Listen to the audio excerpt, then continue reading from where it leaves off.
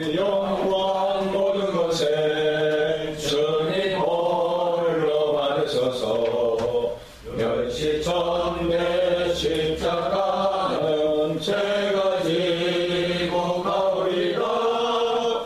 이름 없이 빛도 없이 감사하며 섬기리라. 이름 없이 빛도 없이 감사하며 섬기리라. 영광은 하나님께, 영광은 하나님께. 누구든지 성령 인도하는 대로 한 번만 짤막하게 기도하시기 바랍니다.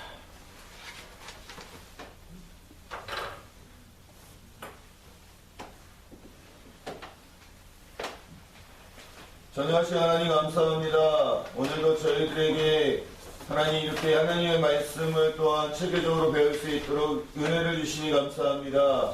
하나님 저희들이 무시하고 둔합니다. 하나님께서 이 시간 친히 성령님이 우리에게 깨닫게 하여 주셔서 하나님 깊은 것까지 다 알 수 있는 은혜를 더하여 주옵소서. 하나님 아직까지도 못 오는 우리 학우님들과 원우님들이 계십니다. 그들의 발걸음을 재촉하여 안전하게 올 수 있도록 도와주옵소서. 감사함이 예수님 이름으로 기도드리옵나이다. 아멘. 로마서 3장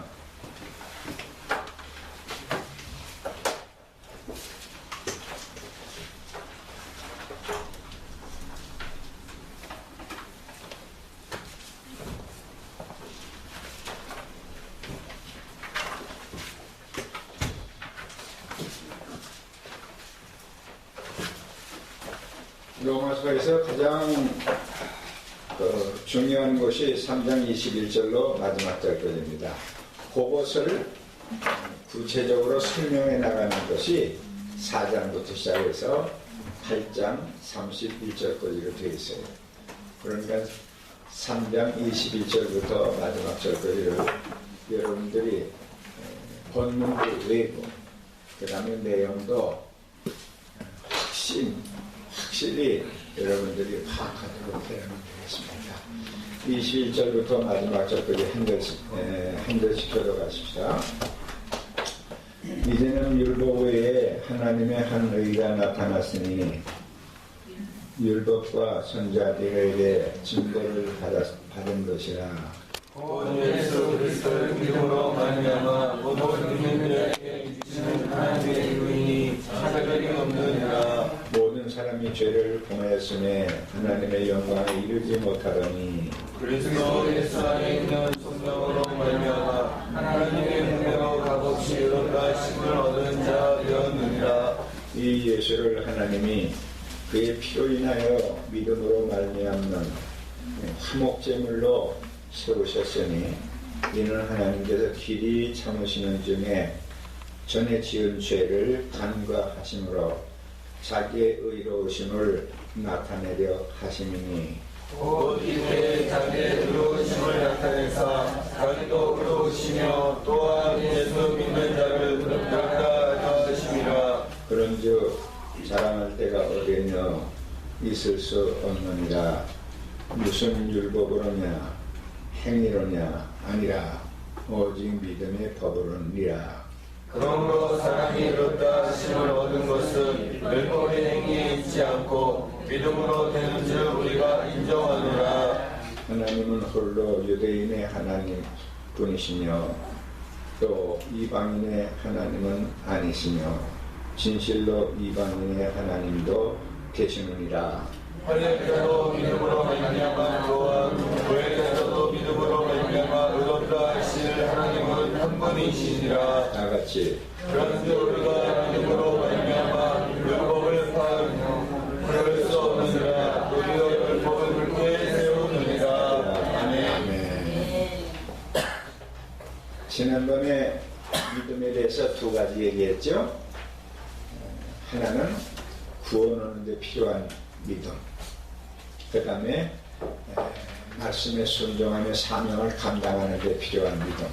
그래서 구원에 필요한 믿음은 하나님께서 우리들에게 선물로 주신 것이다. 언제 주시는 거니? 중생할 때 주시는 거다. 그렇게 얘기를 했고요. 선물로 주는 믿음은 그 내용이 구원하는 데 필요한 믿음은 예수는 누구냐? 다시 말하면 주는 그리스도시요 살아계신 하나님이라고 하는 그 내용을 믿는 겁니다. 그러니까 난 놓고 기억자를 모르는 사람일지라도 오직 예수님이 내 죄를 위해 죽으셨다는 것을 믿는 그 믿음을 가진 사람은 구원을 얻는 겁니다. 선물로 받는 믿음은 구원하는 데 필요한 믿음. 이건 택한 사람들만이, 중생한 사람들만이 갖는 믿음입니다. 그러나 은사로 받는 믿음이라고 하는 것은 하나님의 능력을 믿고 하나님의 약속, 하나님의 신실하심, 하나님의 전능하심 이런 것을 믿기 때문에 어떠한 명령을 우리들에게 명령할지라도 아멘하고 순종할 수 있는 그런 믿음이 되는 겁니다. 근데 순종도 하나님의 믿음을 줘야만이 순종할 수가 있는 거거든. 그래서 우리가 하나님 앞에 기도할 때 나에게 믿음을 더하셔서 하는 것은 바로 은사로 받는 믿음을 가르치는 겁니다.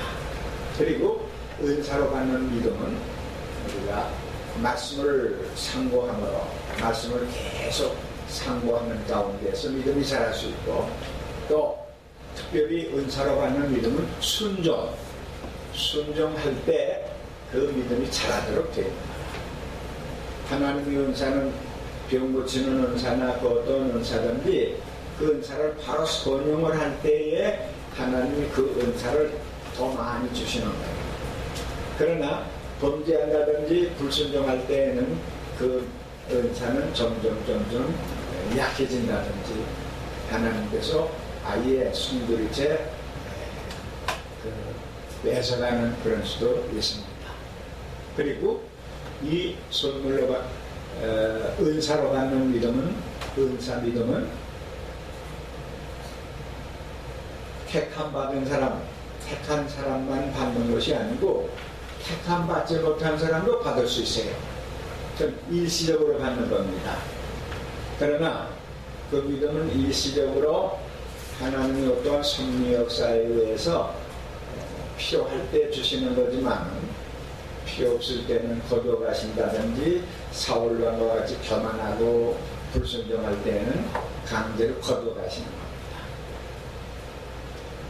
바울 사도 다윗이 하나님 앞에 범죄한 후에 가장 심각하게 기도한 내용이 무엇인 거 아니? 하나님이여 나에게서 주의 영을 거두지 마소서. 그런 기도했죠? 내게서 주의 영을 거두지 마소서. 그것은 다윗이 가장 염려하는 그런 문제 가운데 하나였기 때문에 내가 범죄했을지라도 나에게서 주의 영을 거두지 마소서 그랬는데 뭘 말하는 거 아니? 하나님의 은사를 말하는 거야. 다시 말하면 은사 중에도 기본적으로 성령을 가르치는 거예요. 그는 왕이 되기 전에 사울 왕이 범죄함으로 말미암아 사울 왕에게서 하나님의 영이 떠났죠. 그리고 그의 은사도 다 거둬가 버렸어요. 그리고 나면 그 속에 무엇이 들어갔어요? 악신이 들어갔지. 악신이 들어가기 때문에 그는 미친 사람과 같이 되고 인격이 부서져 버렸고 아주 싸나운 잔인한 다윗은 자기의 서입니다. 그런데도 불구하고 그를 죽이려고 그랬죠. 그리고 다윗이 와서 검거를 치고 노래를 부를 때에 악신이 물러가곤 했어요. 그런 걸로 봐서 다윗을 끝까지 사랑해야 될 텐데 다윗을 죽이려고 여러 번 죽일 기회를 결정적으로 얻어가지고 죽이려고 했는데 하나님이 피하도록 하셨죠. 그걸 봤기 때문에 다윗이 범죄하고 난 다음에 내게서 만약에 하나님의 영을 거두어가신다면 나도 사울왕과 같이 인격이 부서지고 미친 사람과 같이 미치게 해야 될 게 아닌가. 제일 무서웠어요. 그러나 하나님께서 사울에게는 그 영을 거뒀지만 다윗에게는 그 영을 거두지를 않았어요. 뭘 봐서 알 수 있나? 다윗은 하나님이 그 영을 거두지를 않았어요. 뭘 봐서 알 수 있어요?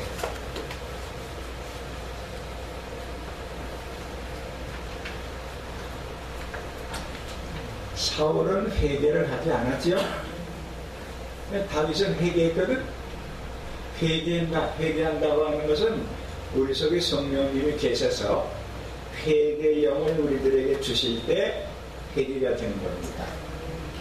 그러게 다윗은 자기에게서 주의 영을 거두지 마소서 그런 기도를 했기 때문에 하나님의 영을 거두지 않은 겁니까? 그렇지 않으면은 하나님이 다윗을 근본적으로 택했기 때문에 그 영을 거두지 아니한 겁니까?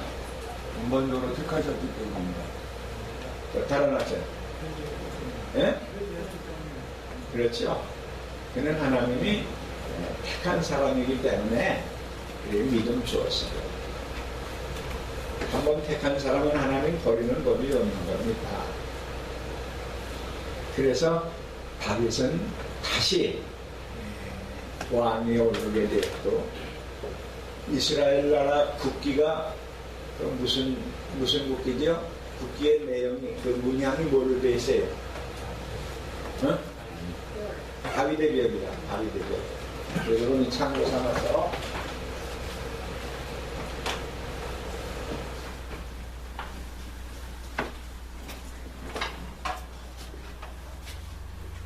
이렇게 된 것이 이스라엘 국기에 수많은 문양이 있지만은 다윗을 상징하는 그 다윗의 별을 국기로 삼은 이유는 이스라엘 백성들이 이스라엘 나라 역사적으로 볼 때에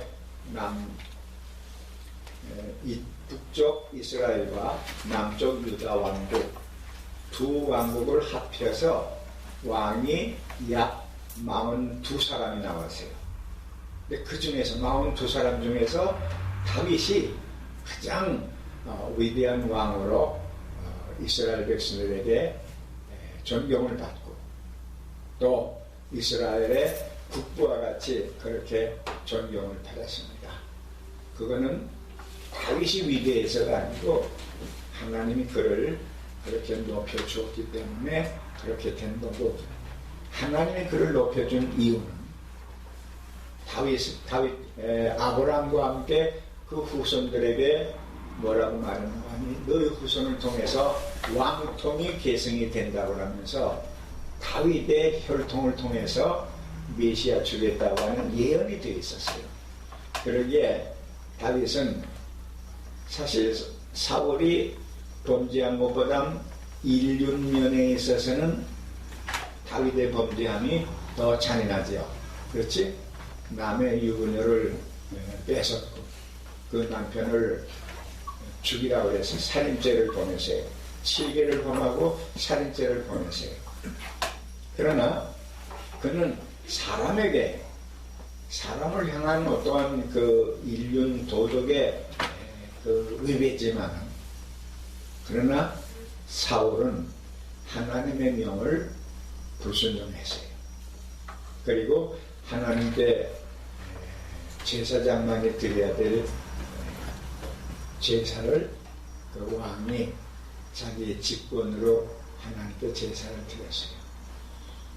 그래서 하나님께 대한 도전과 같기 때문에 그는 하나님이 부른 겁니다. 여러분이 명심해야 될 것은 사울이 제사장만이 드리는 분양을 자기가 분양보다 제사를 드렸죠. 번제를 하나님 앞에 드렸어요. 그건 하나님께서 하나님과 인간 사이에 제사법을 레위기서에 기록해 놨고 그 다음에 하나님 앞에 제사 드리는 것은 레위의 혈통을 통한 그 사람들만이 하나님이 지정한 그 사람에게 그 사람을 통해서만이 제사를 받도록 되어 있는데 그는 그 레위 족속이 아니고 제사장이 아니고 왕이면서 제사를 드렸기 때문에 하나님이 즐거워하십니다. 이스라엘 왕 중에 또 하나님 앞에 분향하다가 벌받아서 문둥이가 되고 그 다음에 결국 그것으로 인해서 죽은 사람이 누군가? 우시야 왕이죠. 우시야 왕이 초기에는 아주 하나님 앞에 성실했던 사람입니다.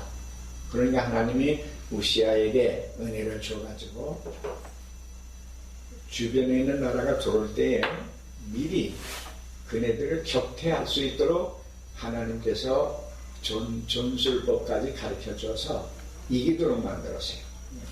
백성을 하는 거라. 그러니까 주변에서 우시야 왕이 이스라엘을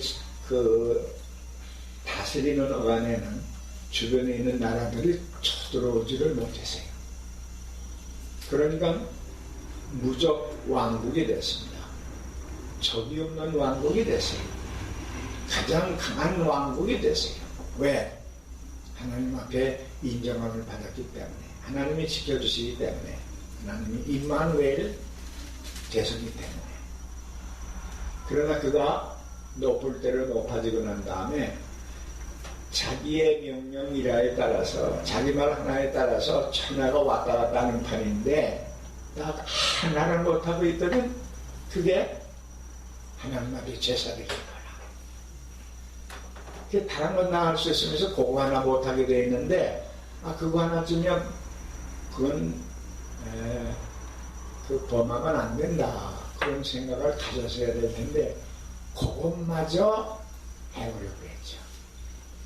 그래서 주의 제단에 나가서 분향을 하게 됐죠.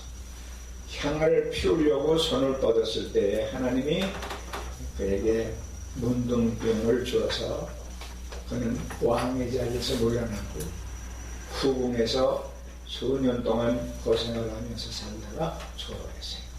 그러니까 우리가 가장 심각한 것은 하나님의 그 신성을 범하는 것, 하나님의 고난을 침해하는 것, 그런 것은 하나님께서 절대로 용서치를 않는 겁니다. 그러니까 여러분이 신앙생활하거나 목회를 하다가도 하나님의 고난에 속하는 것을 범할 때에는 용서받지 못하는 겁니다. 그리고 이제 성도들에게도 가르칠 때에 하나님의 신성불가침, 그래서 하나님의 고난에 속하는 것은 또 하나님이 금해놓은 것 중에 하나님과 관계되는 그러한 내용들은 절대로 범해서는 안 된다고 하는 것을 평소에 가끔 가다가 강조해서 가르쳐줘야 됩니다. 교회에서부터 시험이 있던지 목사에게 불순종하는 사람이 있으면 되게 그때 가가지고 급급해가지고 말이지 설교를 합니다. 호라당의 무리들은 땅이 갈라져서 그 땅속에 불구덩이에 들어가 죽었다.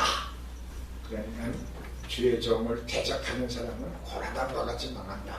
그때 가가지고 할 게 아니고 미리미리 얘기를 해. 미리미리. 하나님의 권한에 속하는 것은 절대로 대항하지 말아라. 그래서 하나님의 절대성을 백성들에게 가르쳐줘야만 됩니다.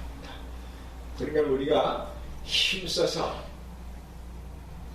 나의 것으로 채워야 될 것은 무엇인가 하니 은사로 갖는 믿음을 키우는 거예요. 선물로 받는 믿음은 부어놓는 것이기 때문에 하나님이 택한 사람에게는 누구나 다 주는 거죠. 불러서 중생 거듭날 때 그 믿음을 주는 겁니다. 거듭난 사람만이 가져. 그러나 은사는 거듭나지 아니하고 택함 받지 못한 사람도 받을 수가 있다. 그런 하나님이 주셨지만은 말씀에 순종하고 사명을 감당하고 그러는데 필요한 믿음은 하나님 앞에 우리가 순종할 때 그 믿음을 더 주는 거라. 그래서 은사로 받는 이 믿음을 키울 때 그 결과는 상급을 받도록 되는 겁니다. 대단히 용이하기 때문에 벌써 지난번에 복습을 하고 오늘 또 간략하게 또 이 얘기를 했는데 또 이해를 하시고 이게 도저히 이해가 되지 않는다 그런 거는 개별적으로든지 강의를 듣는 동안이라도 질문을 하면은 또 설명을 해드리도록 하겠습니다. 그럼 이제 4장으로 넘어갑니다.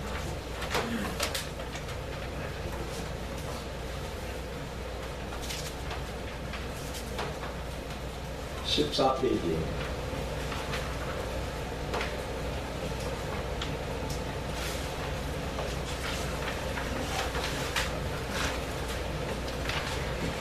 제2부 그랬죠? 제2부. 제1부는 죄악론입니다. 이방 사람도 죄인이요, 유대 사람도 죄인이요, 그런 거로 모든 사람이 죄인이다. 의인이 하나는 음란이 하나도 없다. 그런 거로 이제 4장에 가가지고 줬으니 구원의 방법과 그 결과 3장 21절로 8장 마지막 장까지입니다. 마지막 절까지 제4장 아브라함의 신앙과 칭의에 대해서 기록이 되어 있습니다. 내용이 4장 1절로 25절까지는 칭의의 구약적 배경, 믿음으로 의롭다 하심을 받는 데 대해서 구약의 역사적인 사건을 들어서 증명을 하는 겁니다. 다시 말합니다. 4장은 내용이 무엇인가 하니 믿음으로 의롭다 하심을 받는다고 하는 것을 아브라함을 통해서 예를 들어서 증명을 하는 거예요. 그러니까 믿음으로 구원함을 받았다고 하는 것은 예수님이 오신 이후에만 있는 게 아니고 구약시대에 이미 아브라함이 믿음으로 의롭다 하심을 받았다. 역사적으로 증명을 지금 해나가는 겁니다. 이걸 보면 바울 사도는 철학을 전공한 사람이기 때문에 또 그 논리를 전개할 줄 아는 사람이기 때문에 3단 논법칙을 합니다. 이스라엘 사람들, 이방인도 죄인입니다. 그 다음에 유대인도 죄인이다. 그런 거로 모든 사람은 죄인이다. 그랬죠? 그러나 인간 세계는 의가 없기 때문에 하나님이 한 의를 준비했다. 그 의는 예수님이에요. 근데 그 의는 구약의 선자들이 증명을 했다. 또 율법이 증명을 했다. 모든 사람이 죄를 범하였으면 하나님의 영광에 이를 수 없는데 예수께서 왜 하나님의 영광에 갈 수가 없는 것이 하나님과 우리 사이에 죄악의 단결을 가려놓였기 때문에 그렇거든. 그때에 예수 그리스도의 피가 또 24절에 나오죠. 예수 그리스도의 피가 하나님과 우리를 화목해서 하나님과 화목하도록 만든다. 그러면서 우리가 믿음으로 의롭다 하심을 받는 내용을 3장 마지막에 가서 결론을 짓는 겁니다. 믿음으로 의롭다 하심을 받는다. 과거에 어떠한 죄를 졌든지 간에 하나님은 그 죄를 묵과하시고, 묵과한다는 것은 그냥 무시해버린다, 못 본 척한다, 문제를 삼지 않는다, 그런 뜻이에요. 그러면서 우리에게 그리스도의 의를 입혀주는 겁니다. 그래 이제 이거를 다시 증명을 하는 것이 4장에 나와요. 먼저 4장 1절로 25절 그 밑에 봅시다. 별표 있죠?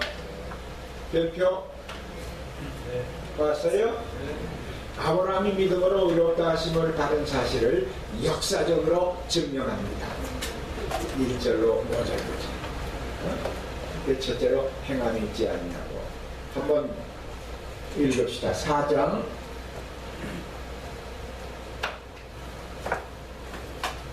1절부터 우선 읽읍시다.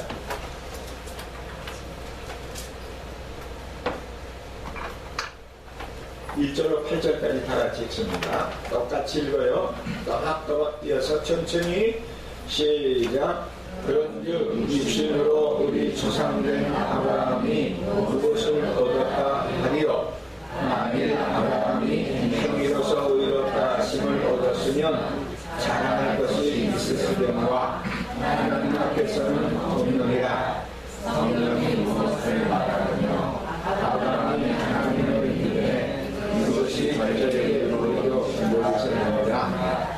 일하는 자에게는 그것을 명예로 여기지 아니하고 빛으로 여기거니와 이를 아니할지라도 경건치 아니한 자를 가슴 위에 있는 자에게는 그의 이름을 의로 여기시나니 일하는 것이 없이 하나님께 의로 여기심을 받는 사람의 행복에 대하여 다윗의 말한 바 그 불법을 사하심을 받고 그 죄로 다루심을 받는 자는 복이 있고 주께서 그 죄를 인정치 아니하실 사람은 복이 있도다 함과 같으니라. 여기 다윗이 말하는 것 봐요. 불법을 사하심을 받고 다윗이 범죄하고 난 다음에 회개했을 때 사하심을 받았거든. 그 다음에 그 죄를 가리우심을 받는 자는 복이 있다. 죄가 있는데도 불구하고 가리우심을 받는 자는 복이 있다. 또 같은 말을 되풀이해서 다른 말로 얘기하는 겁니다. 주께서 그 죄를 인정치 아니하신 사람은 복이 있다. 앞에 거나 뒤에 거나 같은 말이라 사실은 죄를 가리우심을 받는 자는 복이 있다. 또 죄를 인정치 아니하실 사람은 복이 있도다 함과 같으니라. 그런즉 이 행복이 할례자에게만이뇨 다시 말하면 유대인에게만이뇨 아니라 그 말이야. 무할례자에게도 이방 사람에게도 같다. 무할례자도 대저 우리가 말하기를 아브라함에게는 그 믿음을 의로 여기셨다 하노라. 9절까지만 우리가 일단 읽었습니다. 자, 본문에 보십시다. 저 14페이지 중간에 첫째 그렇게 되어 있죠. 첫째, 행함이 있지 않아. 아브라함이 행함으로 의롭다 하심을 받은 것이 아니야. 그 말이나 그러면은 아브라함은 육신으로는 의를 얻을 바 없다. 얻은 바 없다. 아브라함이 우리가 생각할 때 믿음의 조상이라고 그랬죠. 믿음의 조상이죠. 그럼 믿음의 조상은 말이요, 아브라함이 인격적으로도 특별한 사람이라고, 또 모든 도덕적으로나 인간적으로나 비교적 무흠한 사람이라야 되는데 아브라함은 그런 사람이 어때? 제가 처음에는 아브라함은 믿음의 조상이라 그랬기 때문에 그 사람은 죄진 것도 없고 아주 경건하고 차원 높은 경건 생활을 한 사람으로 그렇게 했거든. 근데 성경 공부를 해보고 나니까 아브라함도 깊이 들어가 보니까 우리와 똑같은 실수투성이라 투성이. 우리가 범죄한 것 그도 범죄하고, 우리가 실수하는 거 그도 실수하고, 우리가 똑같아요. 그런데 왜 아브라함을 믿음의 조상이라고 그랬는가? 한마디로 말하면 아브라함도 하나님을 믿음에 그 믿음을 보고 의롭다 해 주신 겁니다. 그렇습니까? 야, 아브라함도 실수투성인데도 의롭다 해줘서 우리도 실수투성인데 우리도 의롭다. 하나님 앞에서 우리는 흠도 그 티도 없이 아무것도 안 보여. 다 깨끗하게 의롭게만 보이는 겁니다. 하나님 앞에서. 왜냐? 예수 그리스도의 의의 옷을 우리에게 입혀줬기 때문에 그래요. 그러면은 아브라함이 이렇게 의롭다 하심을 받은 것은 첫째, 뭐에 있지 않고? 행함이 있지 않아. 그 사람이 무슨 일을 행했기 때문에 의롭다 하심을 받은 게 아니라고 말이야. 그러면은 육신으로는 의를 얻은 바 없어. 의롭게 산 적이 없단 말이야. 육체적으로. 봅시다. 아브라함의 육성, 아브라함의 그 인성, 아브라함의 그 고기 덩어리와 같은 인간성을 보자고 말이요. 그는 근본 우상국가의 자손입니다. 여호수아 24장 2절에 보면은 갈대아 우르에서 그가 자랐는데 그 아버지 테라는 무슨 장사를 했어요? 우상을 만드는 장사를 했어요. 그러니까 인간적으로 볼 때에는 우상을 만들어 우상을 제일 미워하는데 하나님이 그거를 만들어서 파는 그 아버지의 그 자식이니까 그는 죄악의 씨와 같다 그렇게 생각할 수 있지 않겠나, 그죠? 그런데 그런 아브라함을 건져냈어요. 난 이것을 생각할 때마다 나와 비슷하다 그런 생각합니다. 왜냐? 우리 집은 불교 집안입니다. 그러니까 할머니 따라서 어렸을 때 내가 절에도 가고 절에 가서 이제 어렸을 때니까 할머니는 그 절에 가서 공 드리고 하는데 거기 절을 하고 있는데 나는 바깥에 나가서 도토리도 줍고 밤도 줍고 그러면서 놀다가 그래서 얼마 그래가지고 식사 때 되면은 밥을 주는데 절밥이 말이야 굉장히 맛있어요. 지금도 생각하면 그 절에서 먹는 밥이 얼마나 맛있는지 몰라. 그러니까 순전히 우상을 섬기는 집안에서 내가 자랐거든. 근데 그런 집안에서 나를 건져냈어. 그래서 나는 아브라함과 같이 건져냄을 받았다 그러는데 아브라함은 바로 우상 나라에서 우상을 만들어내는 그 자손이었어요. 거짓을 꾸민 실수가 있었습니다. 12장 13절에 뭐죠? 자기 아내를 누이라고 그랬죠. 네. 사실은 왕자는 거짓말은 아니야. 맞습니다. 사촌 누이는 누이거든. 근데 그거는 그거지만은 자기 아내 아니요. 그런데 다급하니까 자기의 누이라 그렇게 거짓말했어요. 그 다음에 창세기 16장 2절에 보면은 아들을 낳을 거다. 아들 주시겠다고 그랬는데 자기는 100세가 되고 자기 안에 90세가 넘어서 단산을 했죠. 경도가 다 끊어져 버렸어요. 그러니까 이게 도저히 생산할 수 없는 그런 입장인데 그는 그 사라가 생각할 때 나를 통해서 생산할 것이 아니고 젊은 여자를 통해서 생산해야 되는가 보다. 그래서 이 사라가 그 촉을 얻어줬죠. 근데 이 아브라함이 의로운 사람 같은 말이요. 안 된다. 그럴 텐데 이 멍청이가 자기 아내 말을 듣고 누구를 청했나? 하갈을 촉으로 맞아들였어요. 그러니까 우리와 똑같은 거예요. 뭐 하나 틀린 게 하나도 없어요. 육적으로는 그렇다고 말이라. 그 다음에 성경상의 원리에 의해서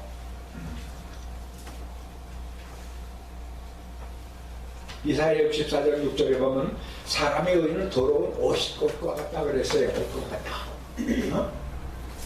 그 다음에 자책할 것이 없어도 안심 못하는 겁니다. 인간들은 큰 죄를 범하지 않았다고 할지라도 우리는 안심할 수가 없는 겁니다. 그래서 아브라함의 그 육신적으로는 의를 얻을 만한 자격이 없었다. 누가? 아브라함이 말이요. 그 다음에 성경이 말합니다. 성경. 이제 본문이에요. 본문 3절에 보면 아브라함이 하나님을 믿음에 이것이 의로 여긴바 되니라 그랬어. 창세기 15장 6절에도 보면요. 아브라함이 여호와를 믿으니 여호와께서 이를 그의 의로 여기셨다 그런 말이 있어. 갈라디아 3장 6절에도 보면 아브라함이 하나님을 믿음에 그것을 그에게 의로 정하셨다 함과 같으니라. 아브라함이 무슨 착한 일 한 게 아니고 그냥 하나님을 믿음에 그의 행위와 실수는 어떻게 됐던지 간에 하나님을 믿음에 그 의로 정하셨다 함과 같다. 야고보 2장 23절에 보면 위의 경이 이른 바 아브라함이 하나님을 믿으니 이것을 의로 여기셨다 함을 응하였고 그는 하나님의 것이라 칭함을 받았습니다. 그리고 여기에서 지금 논리를 전개해 나가는 내용은 무엇인가 하니 아브라함의 의롭다 하심을 받은 것은 행위로 된 것이 아니라고 하는 것을 증명하는 거예요. 세 번째, 첫 번째는 뭐예요? 육신으로는 의를 얻을 만한 그런 자격이 없어. 혈통으로거나 간으로 받지. 두 번째로는 성경이 말하는데 아브라함은 행위로 의롭다 하심을 받은 게 아니고 믿음을 그의 의로 여겼다 그랬죠. 그 다음에 세 번째로는 삭시 아니고 내가 4절로 5절까지.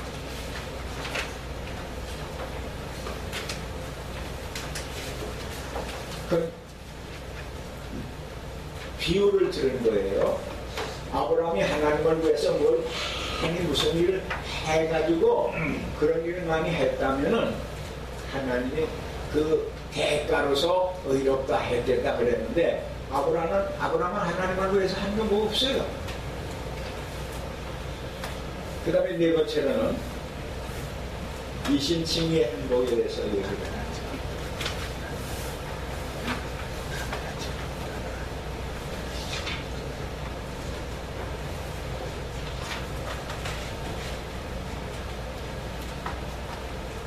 (6절로 8절까지) 믿음으로 의롭다 칭함을 받는 자는 첫째로 불법을 사하신다.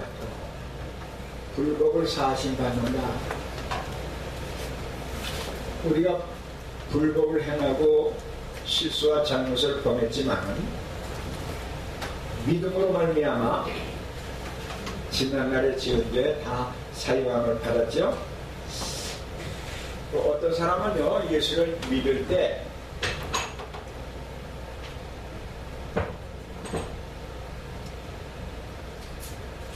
어려서부터 장성에 한 데까지의 그 일평생 지은 죄를요, 머릿속에 순서 따라서 생각이 나가지고 회개를 했어요. 이틀 동안 펑펑 울어가면서 계속 그게 나오니까 하나님 앞에 고백하면서 지은 죄 회개하는 그런 사람도 있습니다. 가다가 있어요. 흔한 건 아닌데.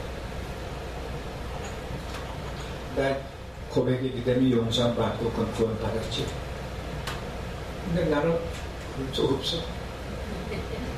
그런 적 없어요. 지난날에 지은 죄에 대해서 잘못한 것이 몇 가지는 있을 수 있지만은 그렇게 지은 죄를 그냥 어려서부터 시작해서 회개를 안 했습니다. 여기에서 그렇게 회개한 사람 있어요? 어려서부터 며칠 동안이나 하루에 몇십 년 사는 거냐. 한 일주일 걸렸습니다. 네. 그런 사람도 있는데, 난 그렇지는 못하거든. 그러면, 거기 있는 학생 가지 못했나? 나? 용서 받았습니다. 여기서 말았지요? 네. 믿을 때, 하나님께서 그 죄를 가리워준다는 말이잖아. 네. 가리워진다. 간과한다는 말이 가리워진다는 그런 뜻이 있어요. 그래서 우리는 믿을 때 하나하나 같이 고백하지 아니하고 눈물 콧물 흘리지 아니하고 가슴 아파하는 그런 절차도 없었지만은 믿는 그 순간에 우리는 모든 죄를 사유함을 받은 겁니다. 왜 그런지 알아요? 예수님이 십자가에 달려 죽으실 때 우리들의 죄값을 다 이루셨기 때문에. 다 이루셨기 때문에. 그냥 용서했단 말인가? 아닙니다. 십자가에 달려 죽으실 때 죄값을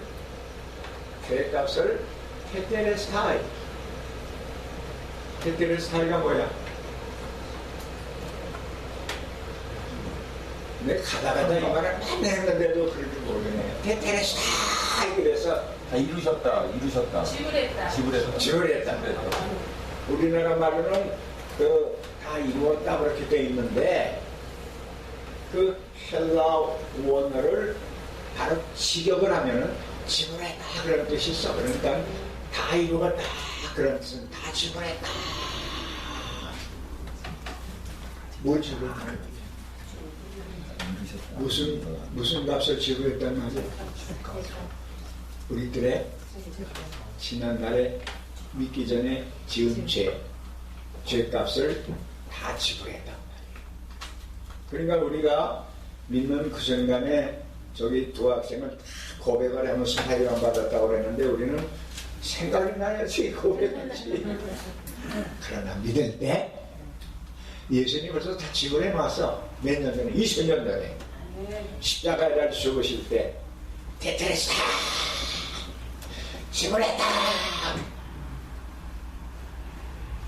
그러니까 우리는 지난날의 지은 죄를 다시 끄집어내가지고 염려하고 회개할 필요가 없어요.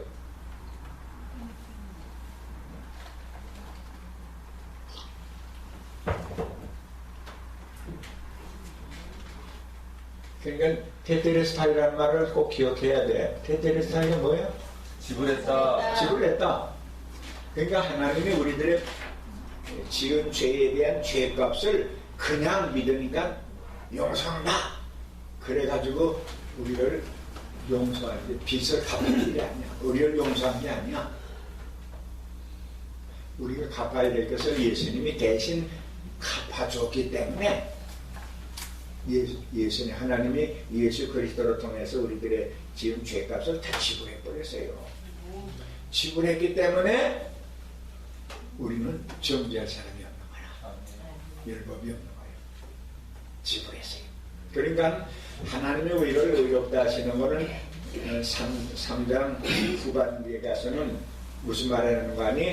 우리들의 믿을 때 우리들의 죄값이 죄가 아직 있을지라도 예수 그리스도의 의를 입혀줘서 의롭다 보시는 거다. 그렇게 설명을 했지만은 실질적으로는 나와 여러분들의 죄를 예수님이 다 지불해버린 겁니다.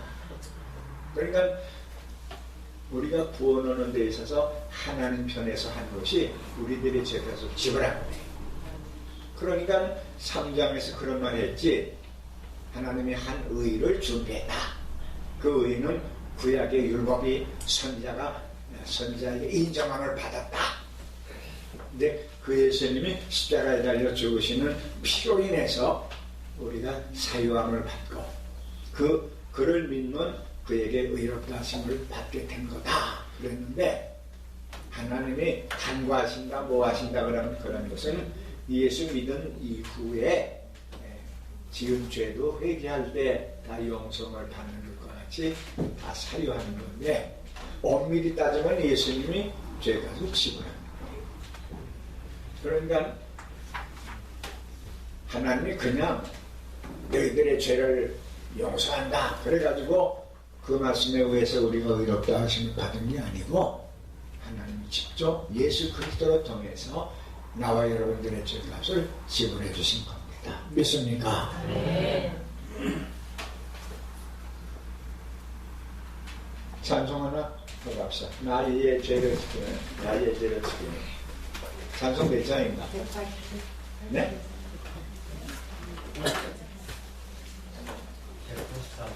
184장 다 찾으셨어요? 다 같이 시작. 나의 죄를 씻기는 예수의 피밖에 없네. 다시 성대하기도 예수의 피밖에 없네. 예수의 흘린 피 나에게 하오니 귀하고 귀하다. 예수의 피밖에 없네.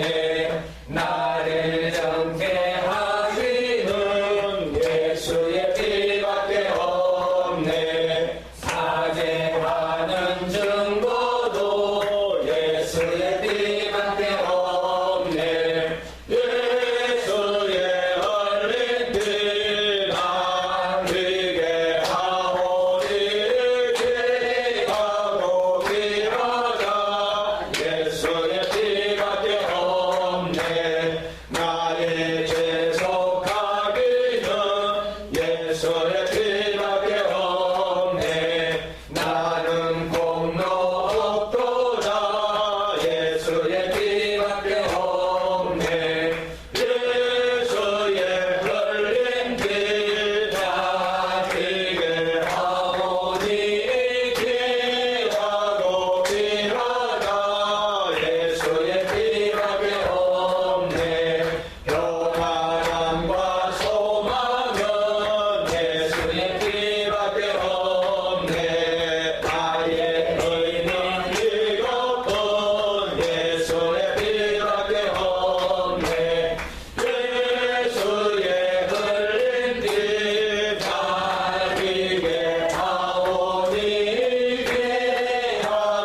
귀하고 귀하다. 예수의 피밖에 없네. 영원토록 내할 말 예수의 피밖에 없네.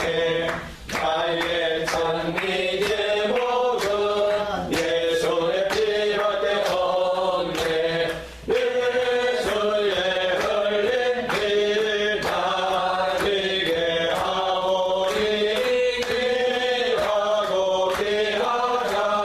예수의 피밖에 없네. 아멘. 아멘.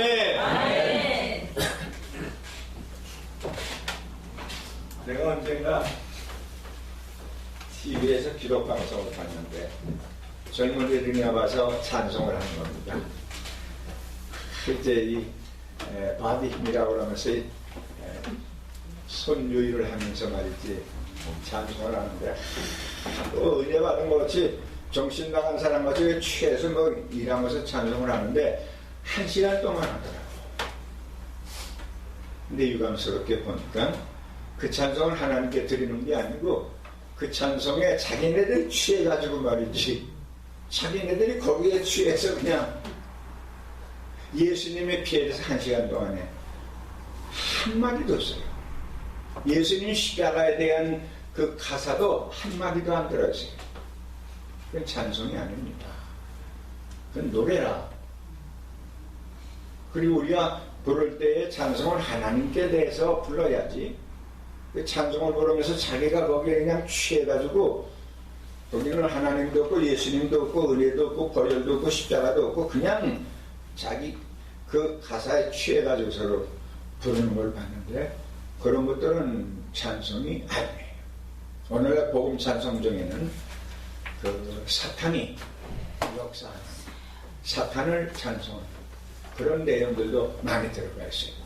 그러니까 우리는 예배 시간에 찬송 부를 때 또 십자가 예수님의 보혈, 내 죄의 보혈, 죄에서 자유를 얻게 하면 그런 것이라든지 그 십자가와 보혈에 대한 찬송을 많이 불러야 돼요. 왜냐? 그 예수님의 피가 우리들의 죄값을 지불했습니다. 믿습니까? 네. 우리는 당당해요. 예수님의 피가 내 죄값을 지불했습니다. 그냥 하나님이 사랑으로 내 죄 용서한다 그래가지고 말로만 한 게 아니고 실질적으로 예수님이 지불한 겁니다. 그 절차를 밟기 위해서 하나님이 독생자를 이 땅을 보냈고, 이 땅에 보낼 때에 그냥 보통 남녀 결합에 의해서 생물학적으로 태어나는 사람 같으면은 그 사람은 우리와 똑같은 사람이지? 어떻게 해서 똑같은 사람이야? 부정모혈론한 사람은 아담의 타락한 원죄를 가지고 태어나기 때문에 그래 똑같은 거예요. 그러니까 예수님이 동정녀 마리아에게서 나서야 되는 겁니다. 오늘날 기독교 중에 절반 이상, 아니 3분의 2 이상의 이 지구상에 있는 기독교는 예수님의 동정녀 탄생을 믿지를 않는 겁니다. 그러면 우리가 이제 예수를 믿는다 그럴 때에는 여러분은 신학을 공부한 사람이기 때문에 전문가적인 입장에서 뭘 물어봐야 되는가? 어떠한 예수를 믿느냐? 후하게 어떠한 두 가지가 있나? 무엇이냐? 누구냐? 예수님은 누구냐? 하나님의 아들이요. 예수님은 무엇이냐? 예수님은 우리들의 죄를 대신해 십자가에 달려 죽으심으로 우리들의 죄값을 치고했습니다. 그러기에 우리는 예수님의 피에 대한 것을 찬송해야 돼요. 여러분이 가끔 이제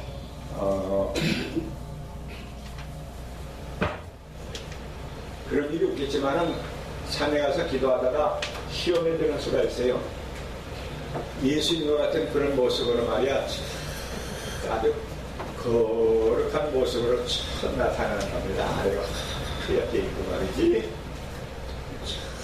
처음 나타나면 이게 예수인지 사탄인지 알 수가 없잖아. 응? 그럴 때는 못자국을 버려라! 그러란 말이야. 그럼 사탄은요, 사탄한테는 저런가고 혼비백산으로 나는 겁니다.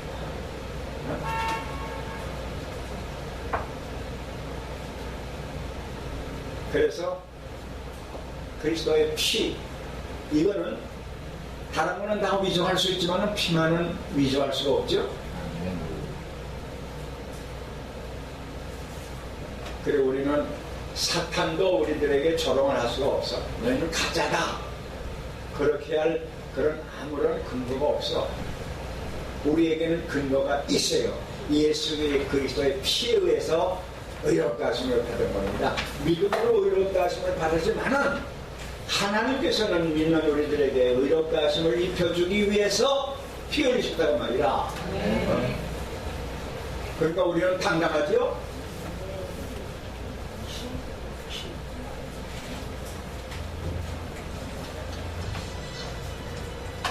김 변호사님 아다가 피 줬나? 차 피 줬어? 네, 저기 왜 차 피 줬어? 추운 거? 어디 안 나오면 좀 더? 자각증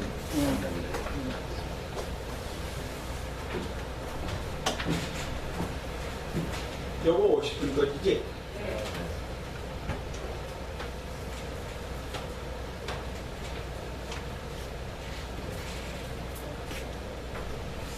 사람들과 사이에는 정에 의해서 그렇게 하자 뭐 이런다든지 해서 봐주는 수가 있는데, 하나님이 우리들의 죄를 사유하고 우리를 의롭다 하시는 데서는 정이 왔다 가는 게 하나도 없어요. 정당하게 하나님은 공의로우시기 때문에 우리를 의롭다 하시기 위해서 우리들이 믿는 자를 의롭다 하셨지만은 믿는 자를 의롭다 하기 위해서 하나님이 하신 일이 뭐야? 독생자 예수님 이 땅을 보낸 거예요. 동정녀 마리아에게 난해한 거예요. 33년 동안 인간의 희로애락을 다 경험하도록 만들었어요. 3년 동안은 공생에 의해서 여러분 제자들에게 나는 하나님의 아들이다, 나는 이 땅에 구주로 왔다, 그걸 얘기한 줄 압니까? 얘기했을까 안 했을까? 3년 동안 제자들에게 안 했어요. 그러니까 제자들이 예수님이 이제 승천하시기 직전까지도 예수님이 하신 일에 대한 것을 물어봤는데 뭘 물어봤지? 이스라엘 나라로 회복하심이 있다니까 그랬어요.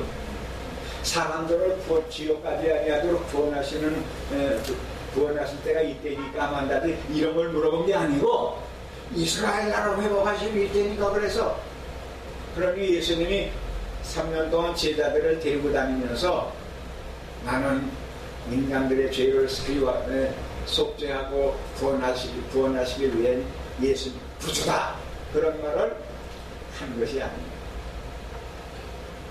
예수님은 그런 걸 가르치기 위해서 가르치기 위해 제자들을 뽑은 게 아닙니다. 이런 말을 여러분들이 지금까지 들었는지 모르겠지만 못 들었을 거라.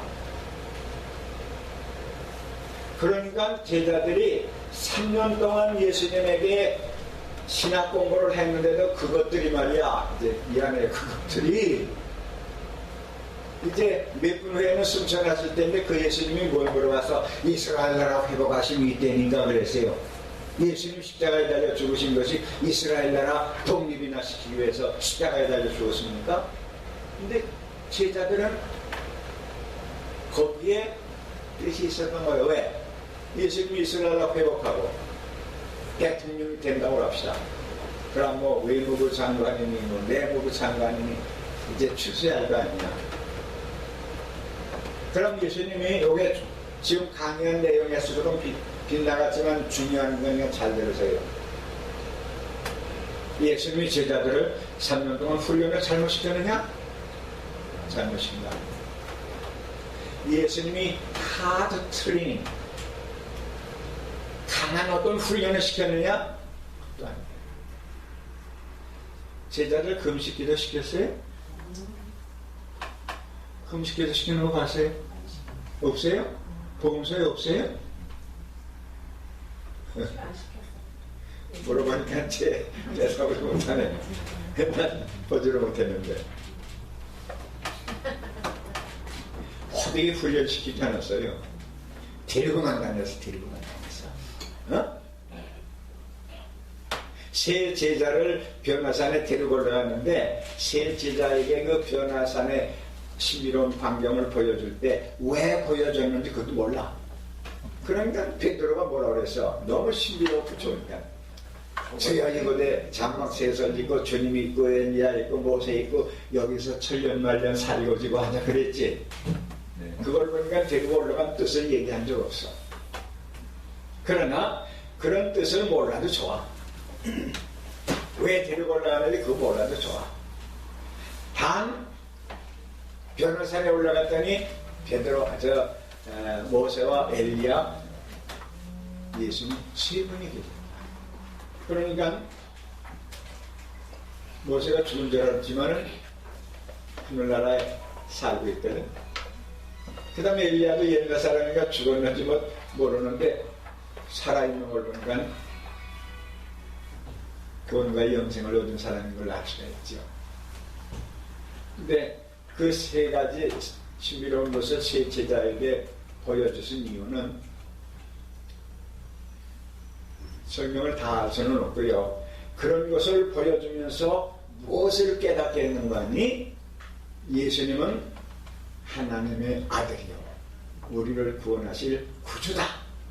그거를 스스로 깨닫도록 만든 거예요. 예수님 나는 그리스도요 살아계신 하나님의 아들이다.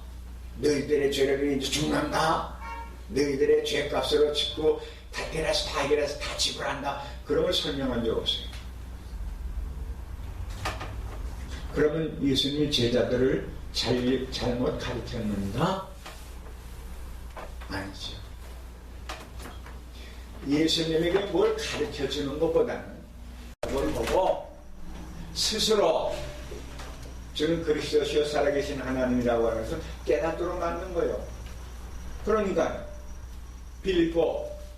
가이사라 빌립보 지경에서 너희는 나를 뭐라고 하느냐 물었더니 저는 그리스도시요 살아계신 하나님의 아들이라고 그랬죠? 네. 그 평소에 예수님이 그렇게 가르친 적 있어요? 없습니다. 없어요. 그러나 그것을 질문하는 것이 예수님이 제자들을 약 2년 6개월 동안 데리고 다니다가 골물어온 거라.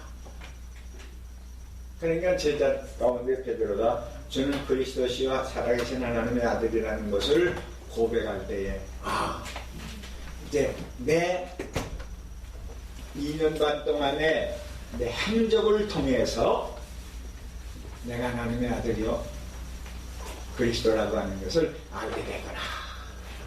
그래서 그거를 가르쳐주기 위해서 가르쳐주는 게 아니라 스스로 체험해서 깨닫도록 하기 위해서 데리고 다닌 거예요. 그러니까 예수님은 가르쳐준 것보다는 보여준 겁니다. 잘 들으세요. 묘한 소리 하나 할게요.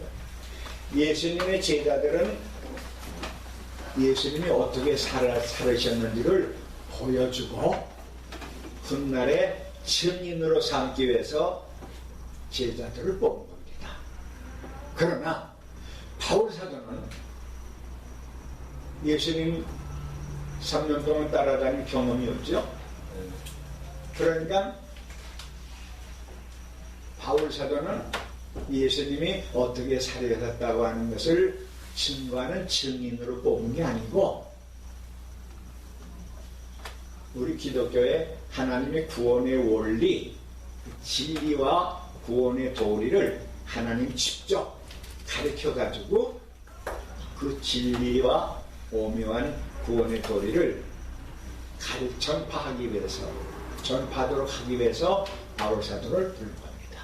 그러니까 바울 사도의 사명과 예수님의 제자들의 사명이 조금 틀려요. 어떻게 틀린다고요? 예수님이 제자들의 사명은 예수님이 어떻게 살으셨다, 죽으셨다, 죄가 없는 데도 죽으셨다, 부활했다. 그거를 증거하기 위해서 역사적인 사건을 증인으로 서서 증거하기 위해서 부른 거예요. 그러니까 그네들에게는 무엇을 머릿속에 집어넣은 것보다는 눈으로 보여준 거예요. 알겠어요? 그러니까 내 증인이 되라 그랬죠. 그러니까 바울 사도는 직접 아라비아 광야에 직접 와가지고 하나님이 보여준 거야. 무엇까지 보여줬어요? 하나님의 삼성천까지 직접 보여주면서. 그래서 기독교의 구원의 원리, 구원의 도리, 하나님이 인류를 구속하시기 위해서 어떻게 하셨는가, 그런 것들을 논리적으로 체계화시켜서 우리들에게 가르쳐주기 위해서 부른 거야. 그러니까 그가 하나님 앞에 직접 받은 것을 기록되는 그 로마서적이에요. 로마서가 가장 위대한 겁니다. 이게. 아주 조리 있게. 그래서 다 같이 따라합시다. 기독교는 역사적인 종교다. 아멘. 역사적인 사건에서 기독교가 나왔어요. 무슨 사건? 예수님이 십자가에 달려 죽으셨다가 부활하신 사건. 그 사건에서 기독교가 생겨난 거예요.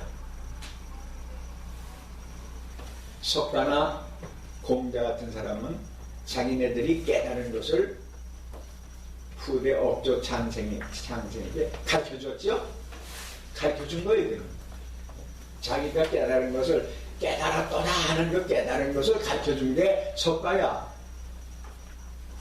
또 공자는 자기의 도덕과 윤리, 인생이 살아나가는 데 있어서 가장 바람직하게 살아나가는 것은 바로 이것이다. 그래가지고 도덕과 윤리를 강조하면서 가르쳐준 거죠. 가르쳐준 거예요. 그러나 예수님은 가르쳐준 게 아니에요. 사건을 일으키러 왔어요. 사건의 주인공이 되기 위해 오셨어요. 어떤 주인공? 하나님의 아들이고 죄가 없으시면서도 십자가에 달려 죽으셨다가 부활했어요.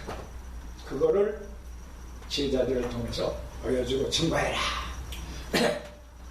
그 다음에 왜 죽었느냐, 그런 내용에 대한 것은 바울 사도를 통해서 진리를, 구원의 진리를 체계화시켜서 가르쳐주기 위해서 바울 사도는 그가 편지를 썼죠. 편지 쓴 내용이 다 구원의 도리를 얘기한 겁니다. 조금 이제 곁길로 나갔지만 대단히 중요한 거기 때문에 설명을 했어요. 다윗이 의롭다심을 받은 데 대해서 6절로 8절에 나옵니다. 시간이 5분 남았나? 네. 6절로 8절까지는 다윗이 의롭다심 받은 데 대해서 얘기했는데 오늘 강의를 여기까지 하고요. 집에 가서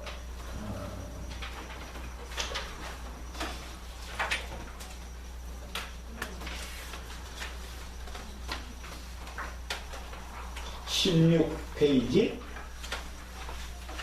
반가로 두 번째 있죠? 거기까지를 읽어가지고 오세요. 다음 시간에. 다음 시간에는 강의 들어가기 전에 여러분들에게 물어볼 테니까 대답하도록 하시길 바랍니다.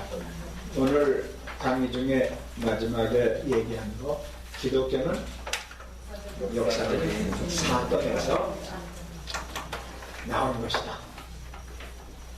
다른 종교는 그 교주들이 또한 자기네들이 깨달은 것을 가르쳐주는 일을 했어요. 전달자 역할을 했어요. 그러나 우리 예수님은 죽으러 오셨어요.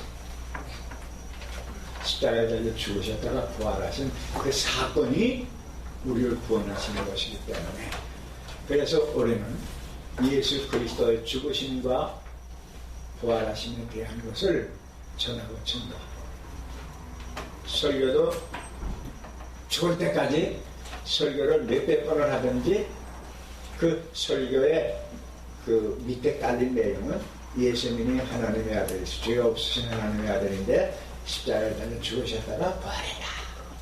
그런 믿음으로 우리는 죽어도 산다, 영원히 산다, 이런 것들을 믿음으로 권함을 평생토록 그 내용만 전하는 신실한 하나님의 종들이 되기를 주의 이름으로 축원합니다. 고마우신 아버지 하나님,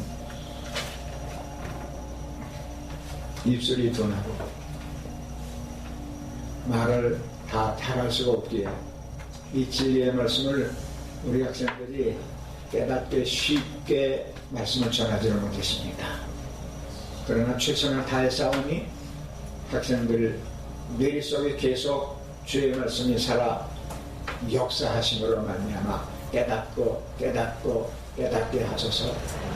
평생토록 주 나를 위해서 십자가에 달려 죽으시고 부활하신 대속의 역사에 대해서 감사하면서 이 놀라운 대속의 역사를 전하고 증거하는 그리스도의 신실한 종들이 되도록 축복해 주시옵소서. 예수님의 이름으로 기도합니다. 아멘.